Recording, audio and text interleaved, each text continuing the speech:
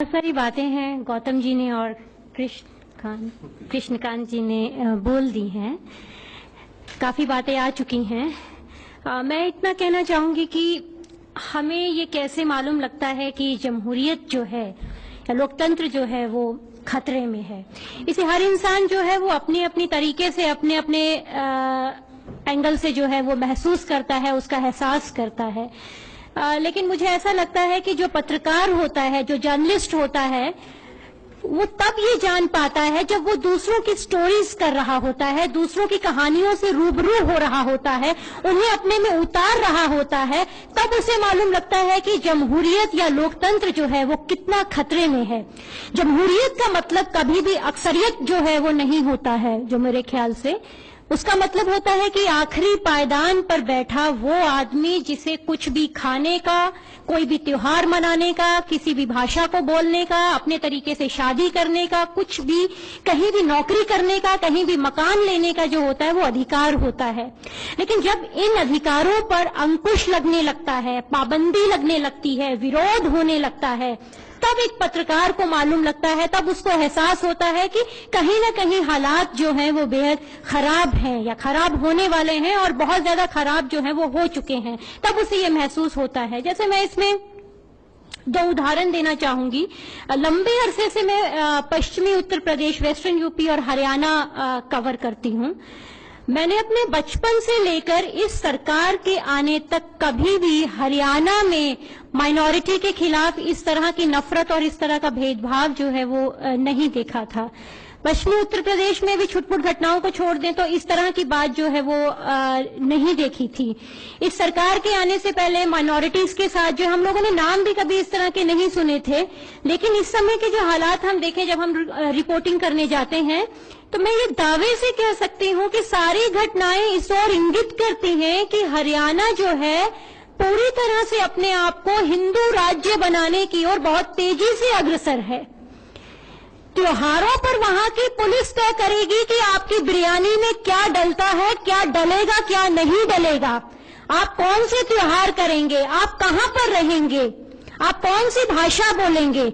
अटाली में से जब मुसलमानों को निकाल दिया जाता है तो हम लोगों ने वहां के बड़े बुजुर्गों से ये कहकर बात की कि बहुत सारी ऐसी मुस्लिम महिलाएं हैं जो प्रेग्नेंट हैं, बहुत सारी बूढ़ी महिलाएं हैं, बहुत सारे पुरुष जो हैं वो बूढ़े हैं, बीमार हैं, उनका गांव के डॉक्टर या पास की डिस्पेंसरी से इलाज चल रहा है। तो कम से कम जो भी आपका झगड़ा हो आप वहीं बैठ के इसको सुलझा लीजिए, लेकिन कम से कम वो अपने घरों में तो आ सके। और उस समय बहुत सर्दी का भी वक्त था और वो लोग पास पास के इलाकों में किराए पर रह रहे थे। तो वहां के बड़े बुजुर्गों का ये कहना है कि देखिए, हमारे मनों में तो ऐसी कोई बात नहीं है, लेकिन हमारे जो लड़के हैं वो हमारे हाथ से निकल चुके हैं, उन्हें हम किसी भी सूरत में नहीं मना सकते हैं। ये दलील जो है ये उनकी थी। इसी प्रकार से अगर हम वेस्टर्न यूपी की बात करें, मुझे अच्छे से याद है जिस समय मैंने दादरी में अखलाक वाला इशू कवर किया था, हम लोग कवर कर रहे थे, वहां पर भी यही इशू आया था।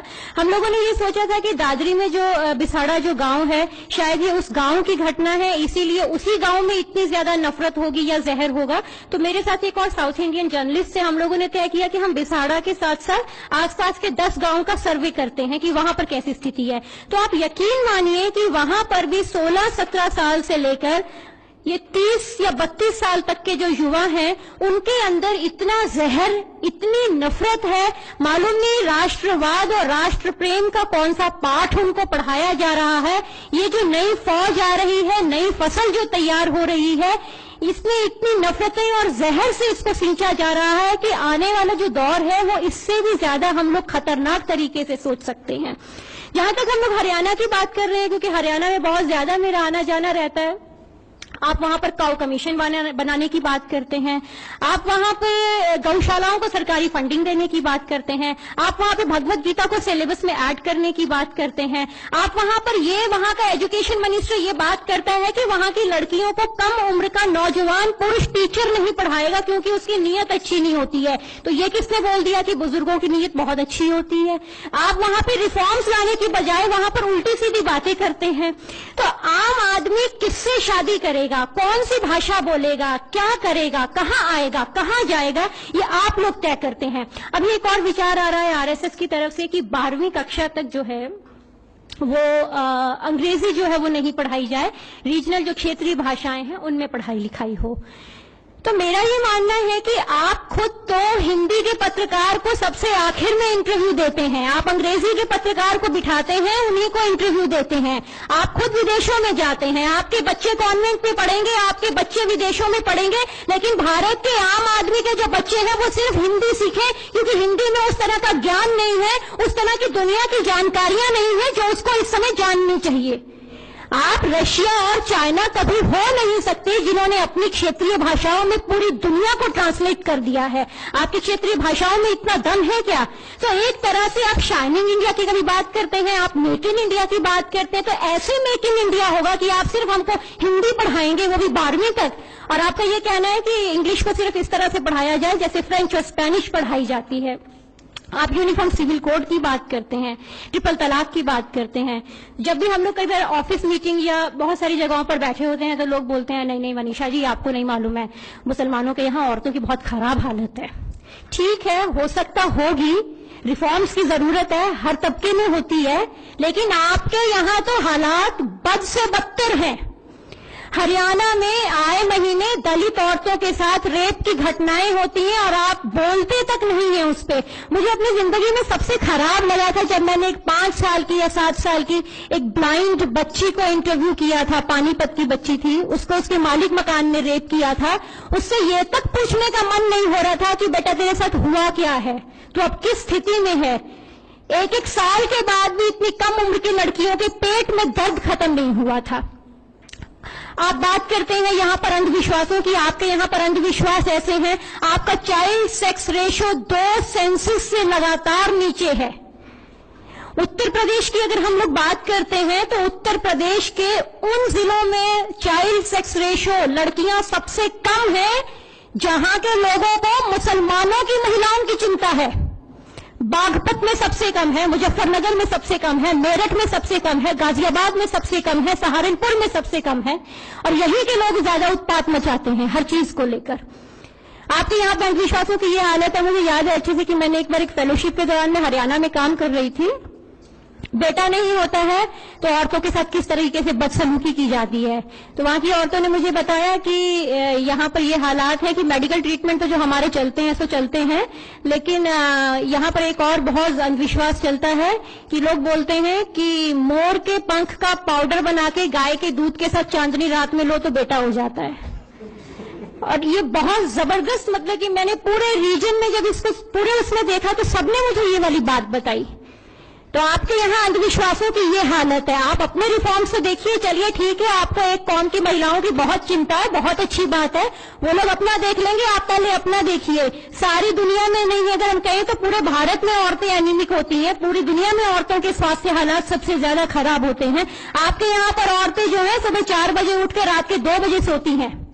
नेशनल हेल्थ फैमिली सर्वे बताता है कि हरियाणा की औरतों ने रिकॉर्डेड स्टेटमेंट दिया है कि अगर पति पीटता नहीं है तो वो पति नहीं है, तो हम उसको अपनी पत्नी महसूस नहीं करते हैं। यानी कि अगर पत्नी है तो पति का पीटना जरूरी है। आपके यहाँ रिफॉर्म्स की ये हालत है।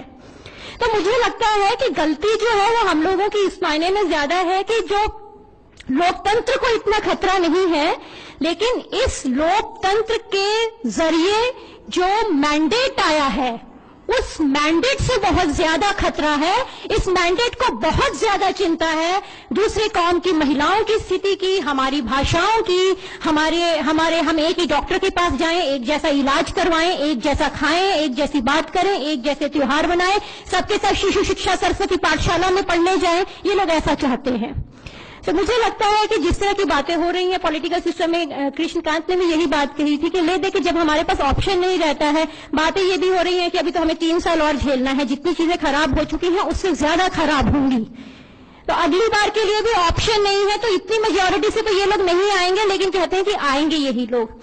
अगर आप कुछ भी अपनी बात करते हैं तो सोशल मीडिया पे ट्रोलिंग के लिए इनकी लंबी चौड़ी फौज है। सोशल मीडिया की जब हम बात करते हैं, ये लोग यहाँ तक तय करते हैं कि आपकी फेसबुक लिस्ट में कौन रहेगा कौन नहीं रहेगा। मुझे अच्छी से याद है, एक बार चंगेजी के यहाँ चिकन खाते हुए मैंने अपना एक फेसबुक पे फोटो लोड कर दिया था, तो मुझे खूब गालियां पड़ी थी और वो फोटो मुझे हटाना पड़ा था। लोगों ने बोला था कि मनीषा जी, इससे हमारी ना भावनाएं आहत हो रही हैं। आप इंसान को मार देते हैं तो आपकी भावनाएं आहत नहीं हो रही हैं, हमारे चिकन खाने से आपकी भावनाएं आहत हो जाती हैं। सो गलती हम लोगों की है।